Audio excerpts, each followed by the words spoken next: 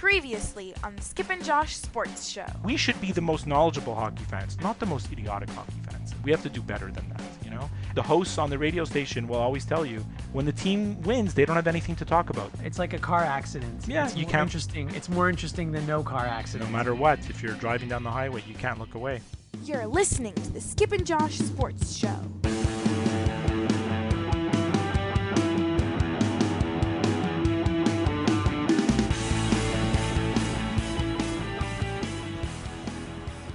Skip. Hey, Cup.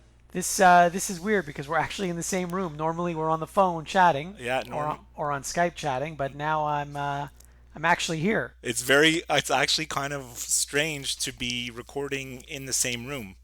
I feel like a bit weird about it. The good thing is, now if I look at you or you look at me, I'll know if you're like about to finish a certain subject or topic, and I'll know when I can jump in.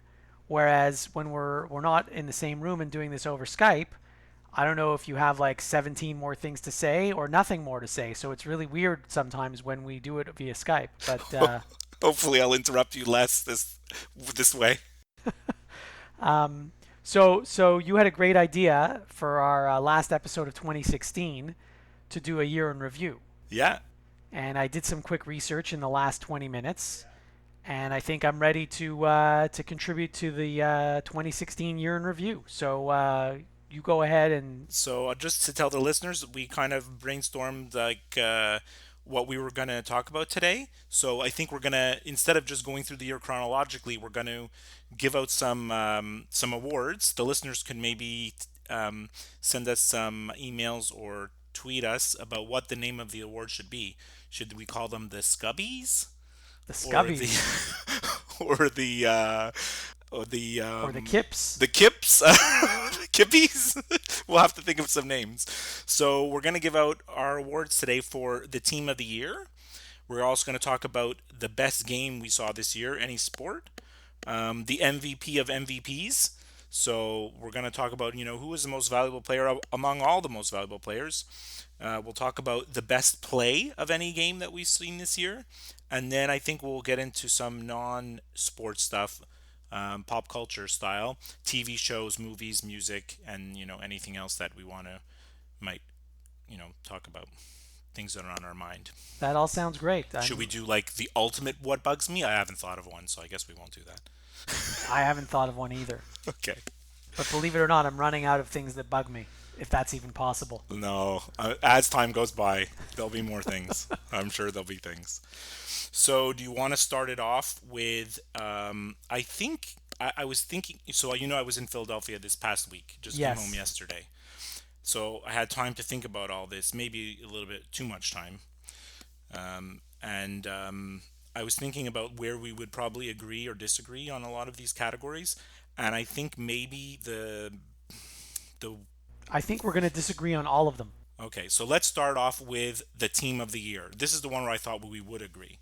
So I thought about. I'm not even sure, so you better go first. I thought about the team of the year, so I mean. What's the criteria to be just what you think considered? What you think was the best team of the year? I mean, clearly, I think winning the championship should, be the first thing. I think you wouldn't be the team of the year if you didn't win the championship.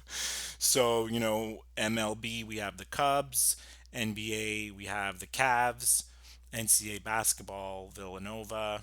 I mean, I don't think we're gonna talk about NCAA football. Hockey, Pittsburgh Penguins.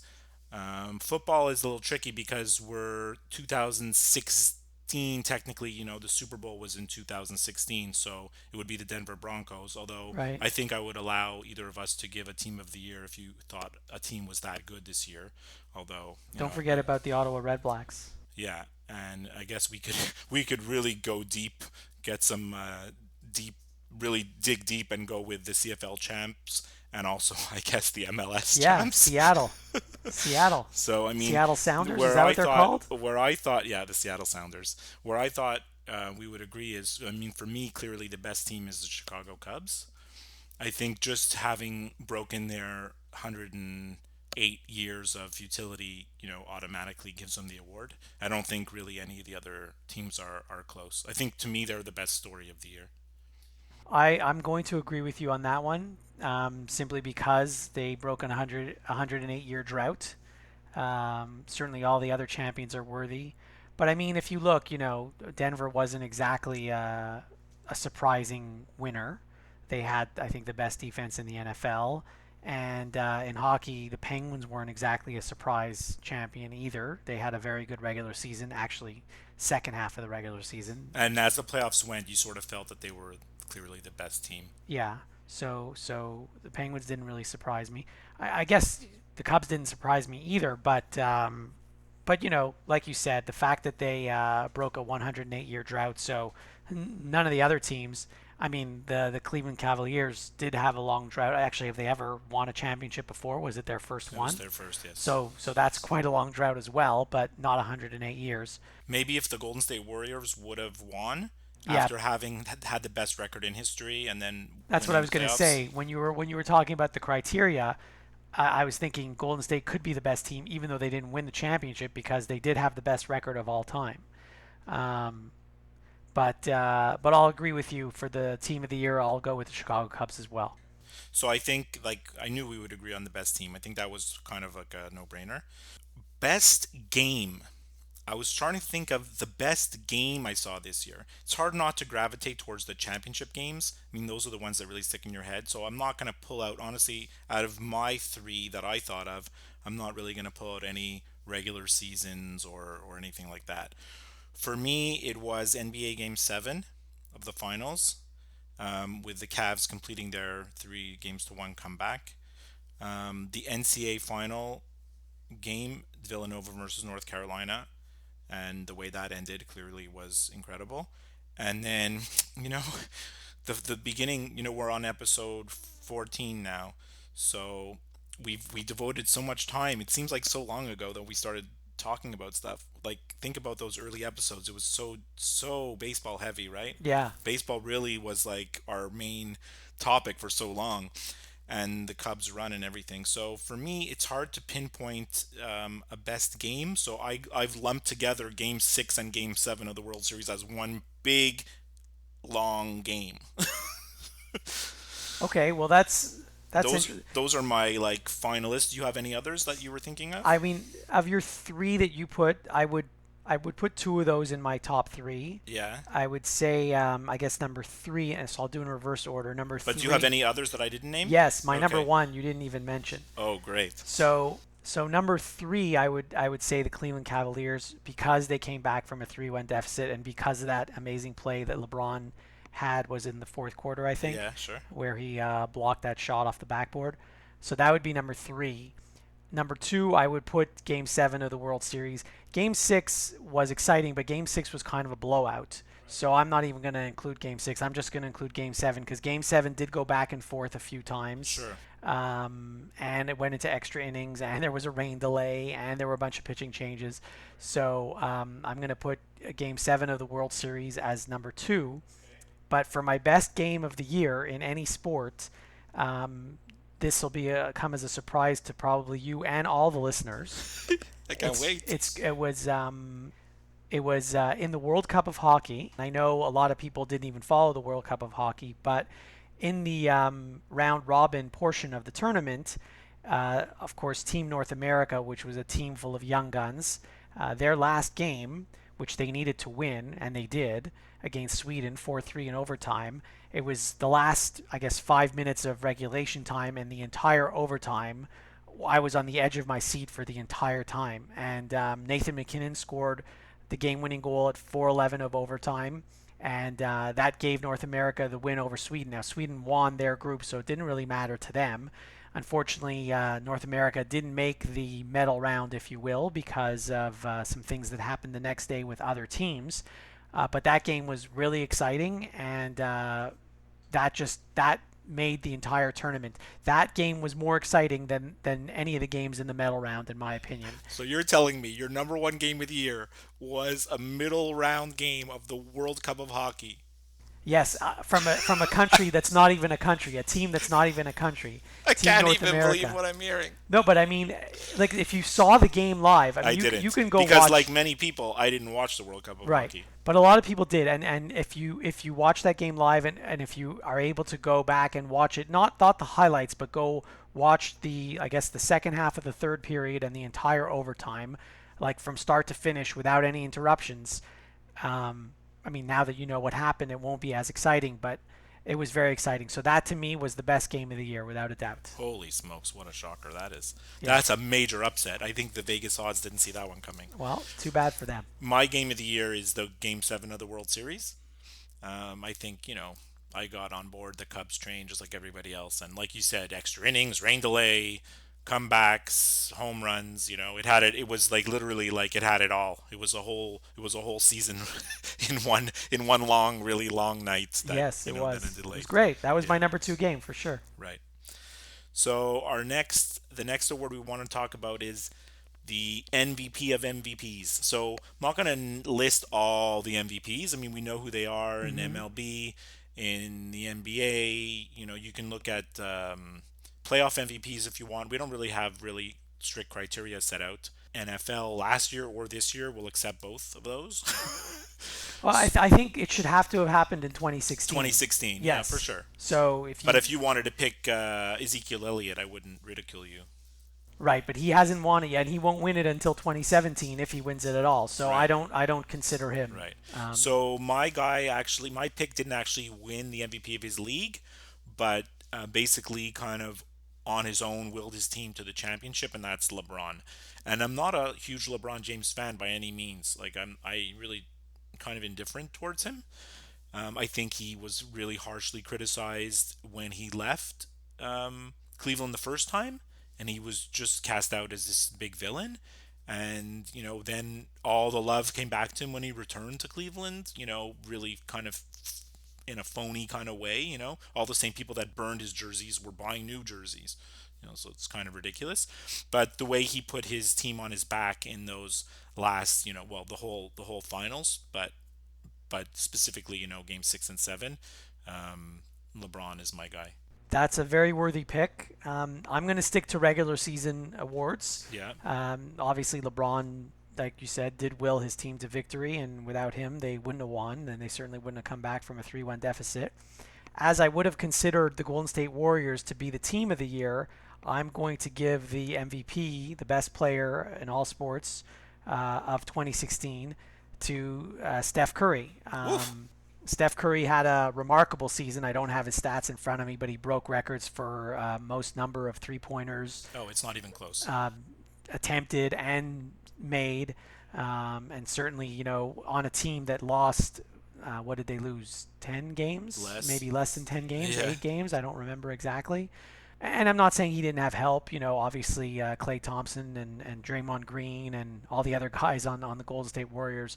But I'm going to give the most valuable athlete of 2016 to Steph Curry. Cool. Actually, you know what? There was one game that was during the regular season. It was, at a certain point, once the NCAA March Madness ends and the NBA starts showing like Saturday night games. Yes. On ABC. Yeah. So there was an Oklahoma City versus Warriors game on, and Curry just hit like one ridiculous shot after the other, including this crazy near half-court buzzer beater where he kind of dribbled the ball behind his back and then shot it. And I put on Facebook that minute saying, I don't care what anybody says, this guy is the best shooter we've ever seen in our lifetime. I remember you posting that. You know how much of a Larry Bird is my guy, right? Yeah. But Curry makes shots that nobody even takes. They show the stat like at that game saying, so like there's the 3-point line where everybody shoots from, and they had the stats of what his stats are. He hits like almost 50% from 3 feet beyond the 3-point line. So for him, the 3-point line is just a suggestion, right? It's just like, this is where we think you should shoot from, and he doesn't care. He just shoots wherever he's comfortable from. So I'm comfortable with your pick. Okay. Cool. What do you think was the best play of the year for you? I mean, I know for sure what's mine. I think I started to think of the best plays. You already mentioned LeBron's block on Iguodala. I mean, that was kind of like the turning point of Game 7 and the play that everybody looks at when they talk about how the Cavs completed their comeback. But I don't want to reveal mine right away. Like, do you have others that You know what? I didn't really think about this one. I guess in my top 3 would certainly be that Nathan McKinnon goal because it was a very exciting play. Okay. If you watched it, the puck was about to be cleared out of the zone, and it looked like Sweden was going to come out of their end, and then all of a sudden the puck was kept in, and Nathan McKinnon finds himself all alone in front of the goalie and tucks it behind him. So that was certainly an exciting play. The game-winning shot for Villanova. That's my number one. In the NCAA was the way it happened. You know, they inbounded the ball and they had, I think it was 5 seconds or less to bring it up court and take a shot. So that was an exciting play. The World Series was exciting, but I can't pinpoint one play that was so exciting about it. If anything, it's not a play by the Cubs. It's the Rajai Davis home run in Game 7. That was like that tied up the game, I think, right? Yeah. Yeah. But for me, it's definitely the Chris Jenkins 3 for Villanova. I mean, how often does the last shot of the championship game literally like a buzzer beater? It's happened, obviously. Yeah, but no, to win the championship? I think so. Like, didn't Keith Smart, Indiana versus Keith Syracuse? Smart, yes, it was the baseline shot. Yeah, I have to give you that one. But, like, this was just so intense, back and forth. North Carolina hits a shot to tie the other way, and then it looks like the game's going overtime, and then, he hits that miraculous shot. And that game was especially good because the Final Four 2 days earlier, both those games leading up to the final were brutal. They were awful. Very bad. They weren't even close games. So everyone was like starving for a decent game, and luckily we all got a decent game. We got a close game, so that's a good thing. Hi there, Skip and Josh will be right back. To get in touch with them, you can send them an email to skipandjoshshow@gmail.com. You can follow them on Twitter @skipandjosh, and you can visit their website at www.skipandjosh.com. And now, back to the show. We had a conversation off air that we started to record that we said, we'll put that as a whole episode of another podcast episode, which was a whole discussion about what TV shows we're watching. So I thought we'd say, like, what's the best TV show you saw this year? I picked 2 specific shows, and it's interesting because TV is not the same, right? What is a TV show? Is it a show on network TV? Is it on HBO? Do you have to have cable to get a TV show? Or is it a Netflix? Netflix is like a whole season comes out in one day. You can watch it all right away. You don't even have to wait. So the landscape of TV's changed, but I think, the parameters, I guess, is still like episodic would be what we call a TV show. So, I mean, if I had to pick my favorite show of 2016, and you know what, I'm not even sure if it came out in 2016 or 2015, right, but I watched it in 2016. That still counts. Okay. So I'm going to say The Americans. I was glued to that show. Are you up to date? Caught up? I believe I'm up to date. Okay. I think there's been 4 seasons, yeah, right? And so I've watched all 4 seasons of that show. So to me, just the way it's written and it's not like one of these shows that you see on network TV where a million things happen and you have to think, like, how did that happen? How did he know that?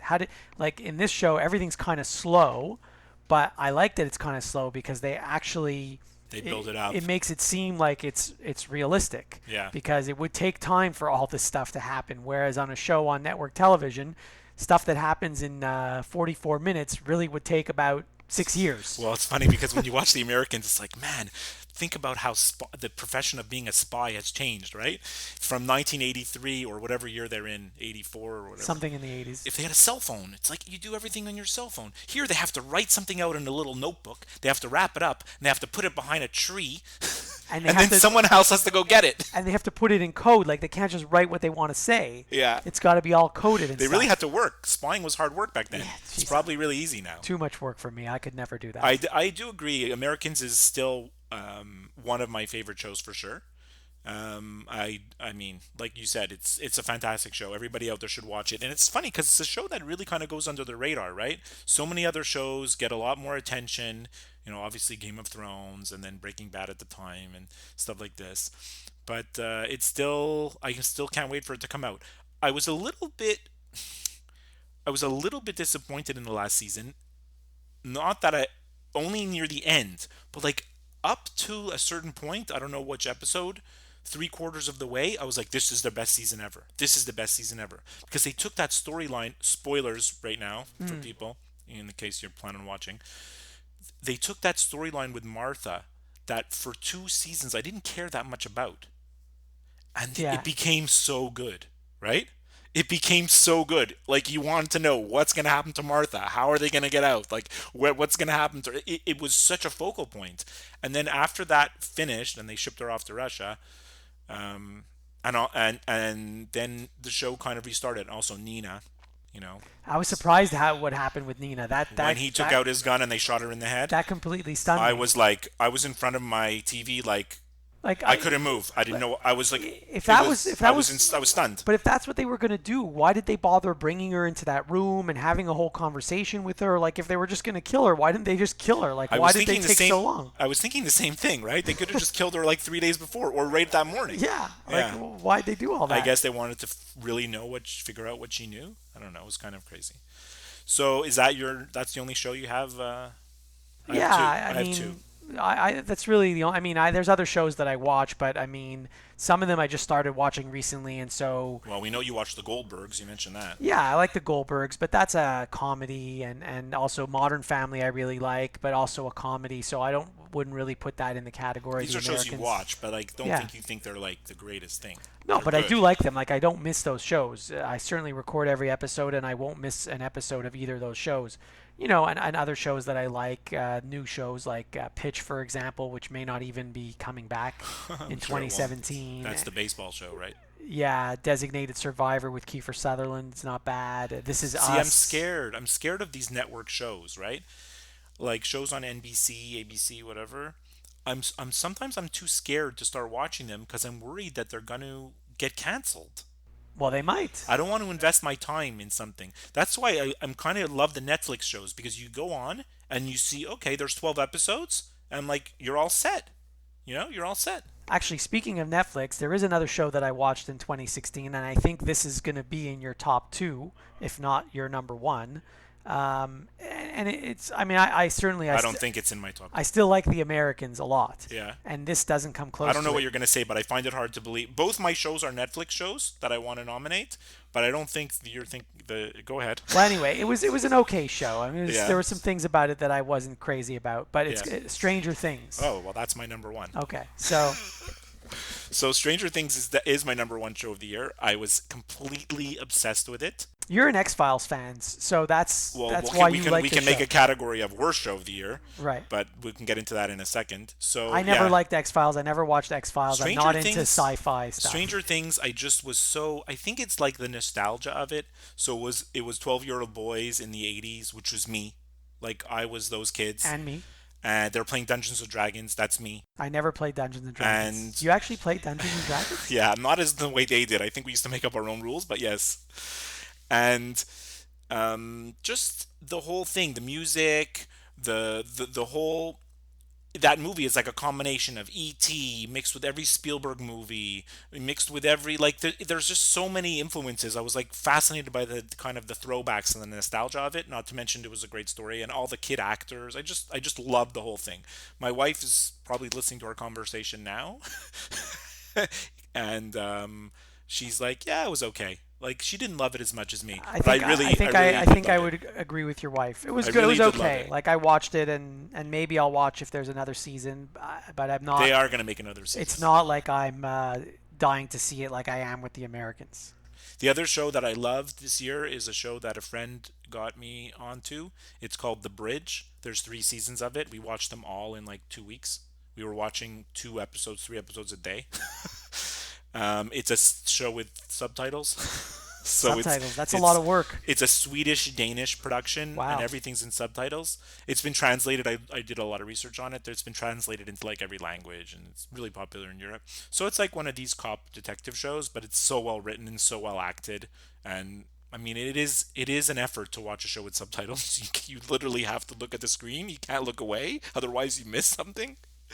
So I would highly recommend to everybody to watch that. And you mentioned the X Files. I didn't have it in my notes, but I want to tell you that's my least favorite show of the year. I was a huge fan of the original series, and the X Files reboot that was on in, I think it started after the Super Bowl. But anyways, it started in January. Literally, like I've told you, I wish I could unwatch it. I wish I never watched it.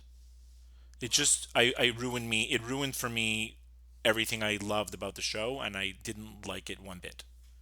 And it's funny because I talk to people that say they liked it, and I'm like, "Are you crazy?" But I guess that's why there's different opinions. I have a least favorite show. This is a show that a friend of mine said I should watch. Yeah. And I watched the entire first season, and I think I might have even watched the entire second season. You're pretty committed to a show that you didn't like. But the seasons were short seasons. They Yeah. weren't full, 26 episode seasons. But I couldn't stand it, and so I've now banned it. And it's called The Last Man on Earth with Will Forte. I know what I've seen the commercials for it, but I've never watched it. So anyway, But it's a kind of one of these dark comedies. exactly, Right? yes. Yeah. So you didn't like it at all. No, didn't like it at all. I know it has a good following. It's fairly popular, right? I think you're right, but I'm not one of those followers anymore. So I haven't seen it in a while, and I have no intention on seeing it again. Right. Okay. And what about movies? Did you see any good movies this year? I mean, I don't go to the theater often. Like a lot of movies I watch are like I watch them on my computer or on, hook up my computer to the TV, but I think I went to the theater twice in 2016. I think, but I only remember one of the two movies, so the other one clearly wasn't that good. okay. But this one was a good one, and so therefore, since it's the only one I Well, remember, you watched other movies, right? Haven't you watched other movies besides going to the theater? I mean, if there's a movie on television, sure, I'll watch it, but it's usually a movie that I've seen before. Yeah, It's sure, like an okay. old movie that's just happens to be on TV as you're flipping the dial. Yeah. So for me, I guess the top movie of 2016 is Snowden.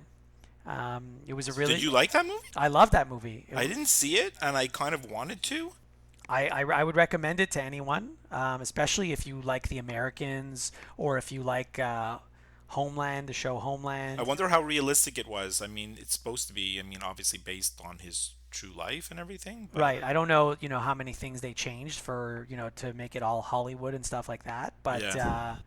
there were a lot of things about the story that I didn't know before going to the movie. So for me, it was all new, which is a good thing.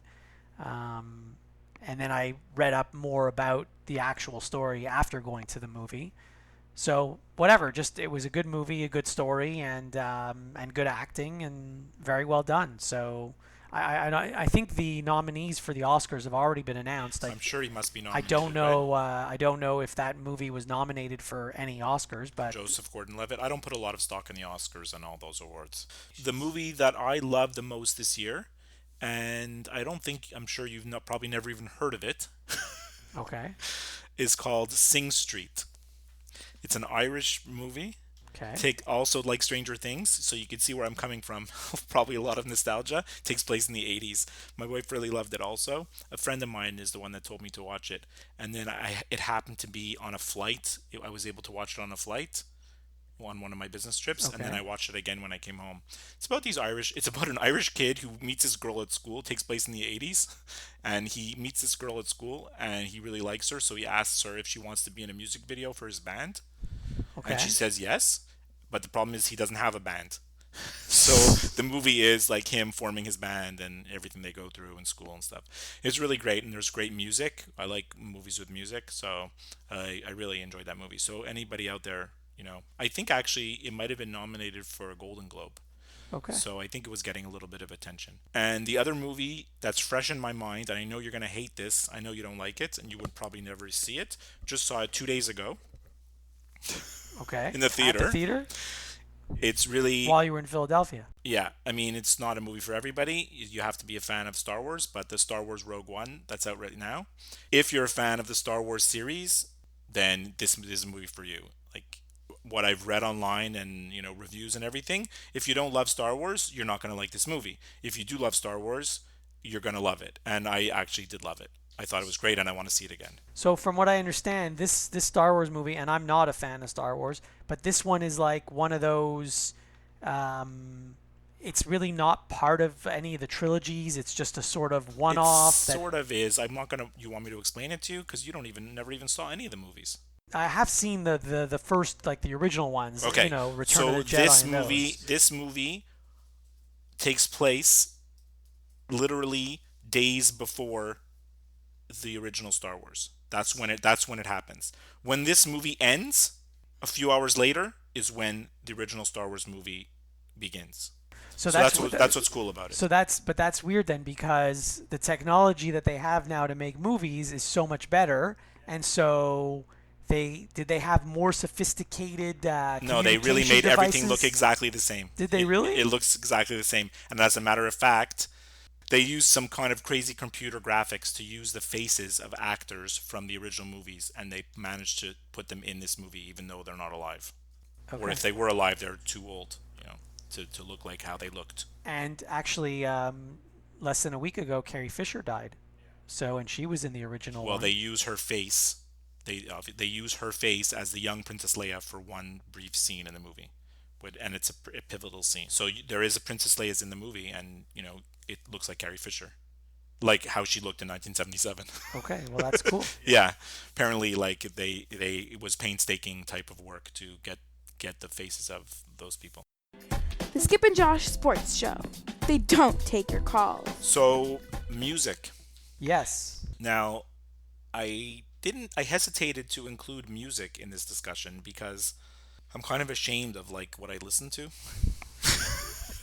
Well, you listen to what your kids like now. Yeah, so I mean, I haven't succumbed to that because I don't have kids, and so when I tell you my favorite song of the year and band, you never even heard of them, but that's fine. But I was always heavily influenced by, what you would listen to. And I think you were a little bit more on the alternative side. I was a little bit more on like the classic side, classic rock side, let's say. But I mean, for me, like the music that I liked, it's kind of dead, right? Like there's no more rock. It's like, it's gone. Yeah, there's very few like, what's that band from Vegas? The Killers. Yeah, they're a rock band, I guess. Yeah, but I mean, how good? They're okay, but like, there's not much coming out. I mean, the thing is, like, if you look at the iTunes charts, rock, it's all full of old music. Like, Journey's "Don't Stop Believin'" has been on the iTunes rock charts for like 3 years. That's kind of ridiculous. So I mean, I don't really have. I mean, the Tragically Hip came out with a new album in 2016. So, like I said, mostly I listen to like what's on the radio, and what my kids are listening to tends to be what's playing in my house. So I'm highly influenced by that. So I can tell you, like, I wonder if even the song that I think is a great song. So I'm not going to tell you this is my favorite song of the year, but I'm going to tell you of all the songs that came out this year that you hear on the radio, the popular songs. Mm-hmm. This is the one song that I really love. It's the song called "Closer" by the Chainsmokers. I don't think I've heard it. Oh my god. So it just goes to show like how kind of different worlds we're living in. In a way. Like this is literally the song that in my drive from Philadelphia to Montreal yesterday was on the radio 25 times. And normally a song that gets overplayed like that, I'll tell you I can't stand it. This song I really love. There's something about it that I really love, and I don't know what it is. You remember the song from like 1982, "Don't You Want Me" by Human League, with the guy singing and the girl singing? So the first time I heard this song, I'm like, oh, this is like the updated "Don't You Want Me" with the guy's version of the relationship and then the girl's version of the relationship. So the story of the song is kind of like what got me, And then when I saw the video, I really liked it because there's like, when you watch the video, there's like, it's a little bit up for interpretation in terms of how the couple leaves things. Okay, well, I've never heard that song, never heard of it, so it's crazy that you've never heard that. But so you don't actually listen to the radio ever in the car, or you don't listen to Top 40 radio? I don't listen to radio much at all, to be honest, because if I'm in the car, I'm usually listening to podcasts. Yeah, sure. This one, yeah. This is one of them, yeah. So no, I mean, so I've never heard this song. I can't wait to hear. I can't wait to see if I know the songs you're gonna say are your favorite I songs. doubt you. I doubt you know the song that's my favorite song. Let's hear it. Um, Like you said to me last week, lay it on me. So the song's called Soundcheck, and it's by a British rock band. Actually, they were formed in Wales in 2007, and they're called Catfish and the Bottlemen. Oh my lord! So- Never heard of it. So their debut album, it's called The Balcony, reached number 10 on the UK album charts, and they've toured in the UK and Europe, even North America and Australia. And they've been at festivals like the Glastonbury Festival, what's the which name of the song? I think you've heard of. The name of the song is called Soundcheck. Soundcheck. Um, How did you discover these guys? I don't know actually. I guess I just heard him on. I think I might have heard him on Indie 88, which is a Toronto radio station that I listen to. I do. Yeah, that's actually. I should clarify. I do listen to radio in the morning when I wake up. That's what wakes me up in the morning. So I do listen to radio. Indie 88. You're like off the grid there. A station in the 88. That's like barely a station. Well, it's a relatively new station. It's only I think 2 or 3 years old. The Right. station. You're just like a few decimal points away from like CBC radio there. Exactly. But it's a really good station, and this is a really good song. All right, I'm gonna check it out. And I haven't actually heard any other songs by them yet, so have to wait and see if there's other songs that they release that I'll like. But yeah, the name of the song's called Soundcheck, and the name of the band is Catfish and the Bottlemen. And this is another category that we didn't actually talk about. So you have another song? No, I don't have another song, but a completely separate category. Sure, great. Because we talked about our favorite song or the best movie, the best TV show.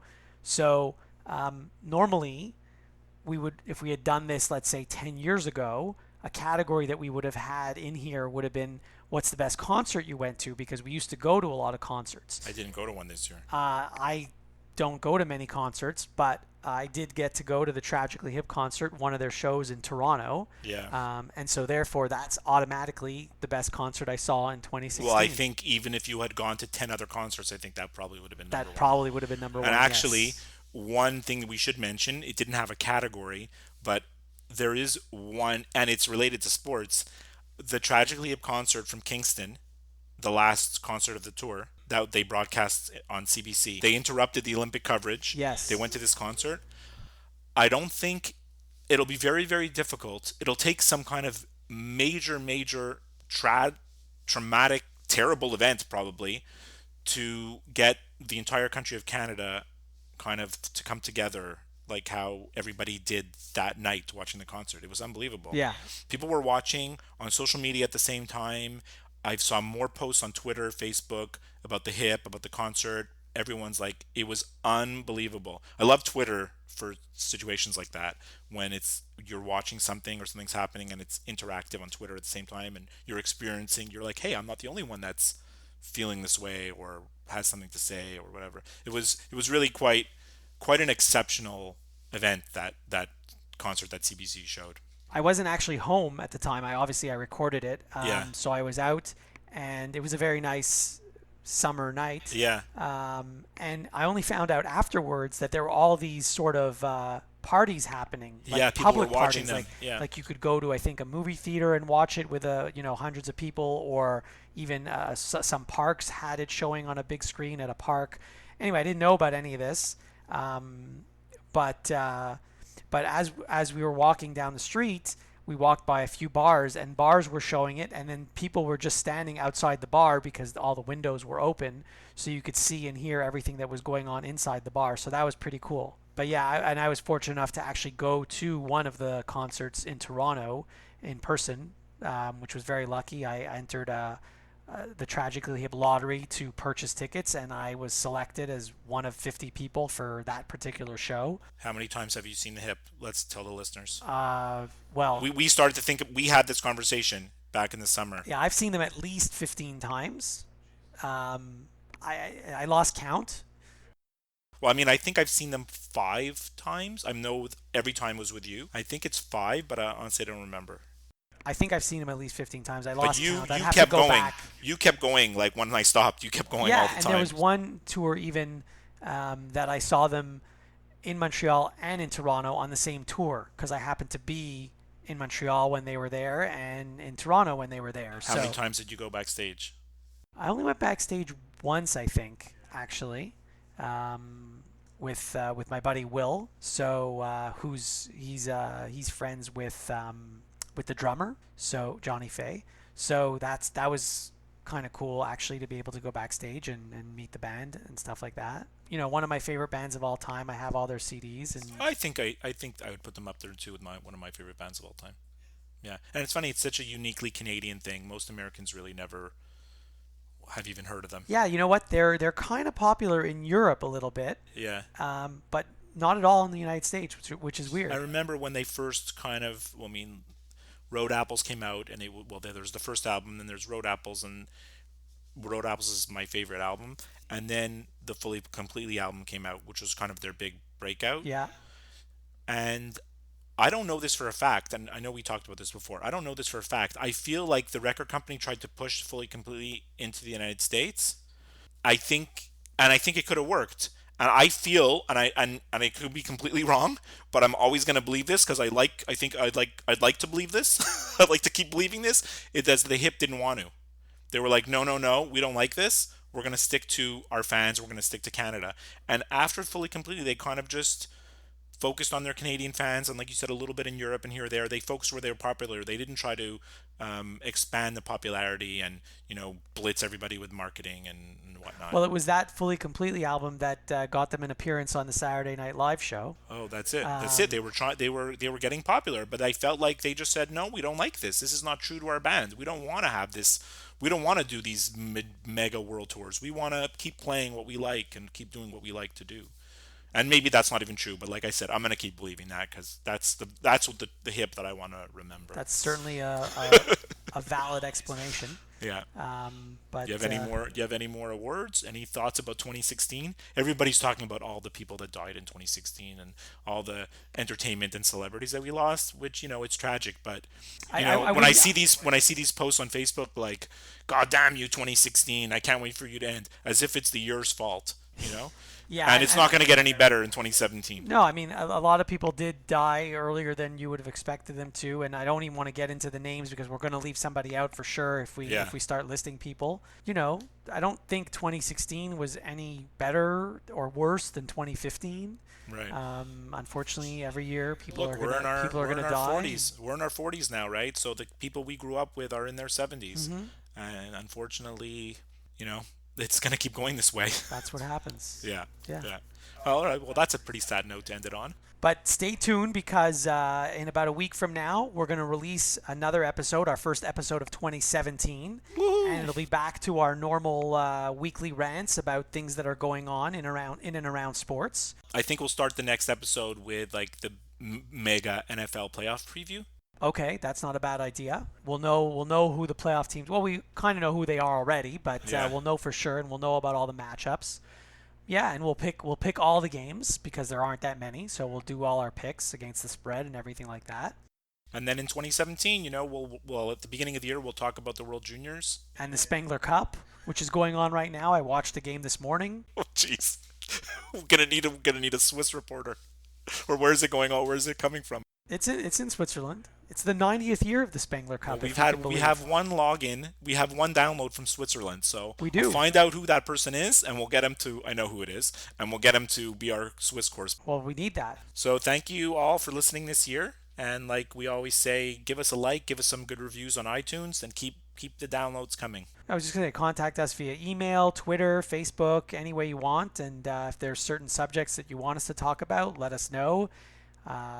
And if you just want to give us comments on what you think of the show, good, bad, or indifferent, then let us know. Happy New Year, everyone. Happy New Year, Josh.